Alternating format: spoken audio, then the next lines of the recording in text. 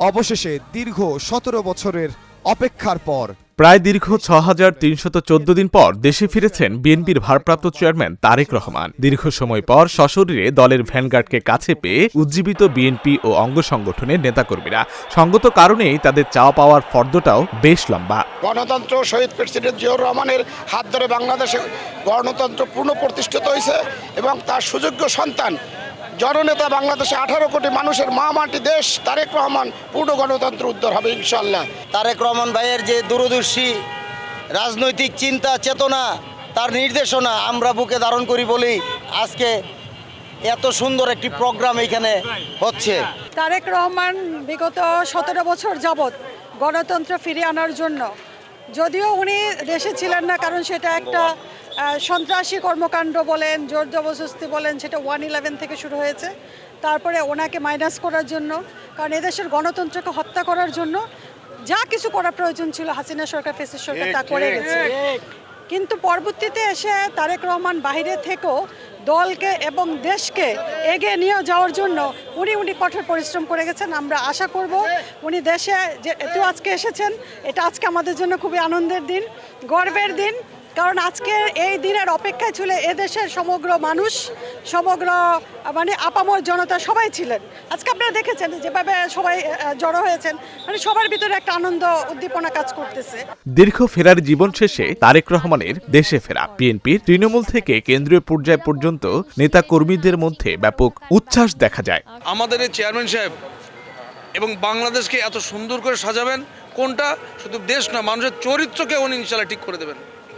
মানুষের চরিত্র, রাজনৈতিক চরিত্র, দুর্নীতি সমস্ত কিছু ওনার নেতৃত্বে বাংলাদেশ থেকে দূর হয়ে যাবে। দীর্ঘ 17 বছর পর আমাদের নেতা জনাব তারেক রহমান দেশে ফিরে আসছেন, এটা আমাদের জন্য ঈদের একটা আনন্দ। এই ঈদের আনন্দের সাথে আমরা আশা করছি যে আগামীতে এই দেশ যেই বিগত 16 বছর ফ্যাসিস্ট সরকার যেভাবে চালিয়েছে, ইনশাল্লাহ তার মধ্যে একটা পরিবর্তন দেখা গেছে।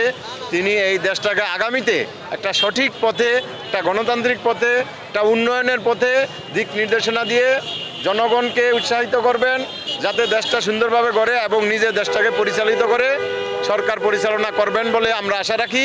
লন্ডন থেকে সে যেভাবে আমাদেরকে দিক নির্দেশন দিয়েছেন, আমরা তার কথাকে ফলো করেছি এবং ওই অনুযায়ী পর্যায়ক্রমে আমাদের দল বিশাল শক্তিশালী হয়েছে।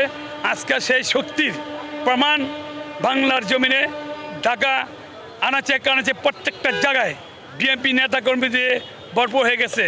এমন কোনো জায়গা নাই যে জায়গাটা খালি আছে। এই জন্য আমরা অনেক তাকে ধন্যবাদ যে আমাদের দেশে সে ফিরে আসছেন।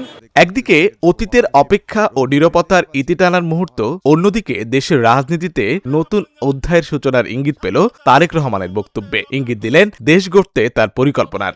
I have a dream. আজ এই বাংলাদেশের মাটিতে দাঁড়িয়ে আপনাদের সকলের সামনে আমি বলতে চাই, বাংলাদেশ জাতীয়তাবাদী দলের একজন সদস্য হিসাবে আপনাদের সামনে আমি বলতে চাই, I have a plan for the people of my country, for my country.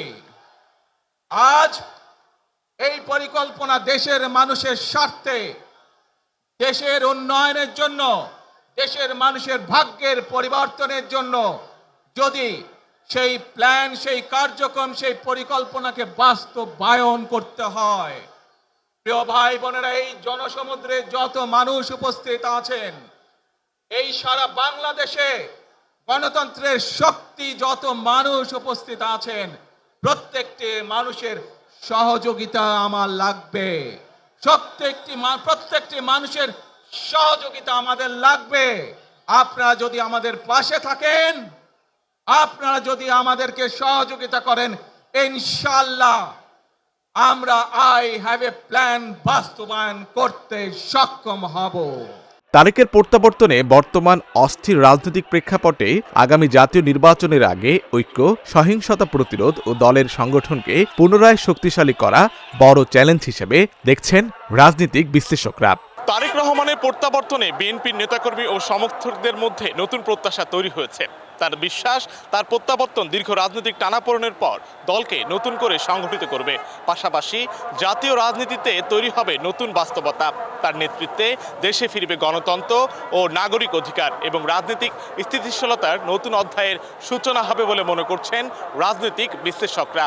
এখন দেখার বিষয় সবার আগে বাংলাদেশ, এই স্লোগানে কিভাবে তারেক রহমান দেশকে এগিয়ে নিয়ে যান।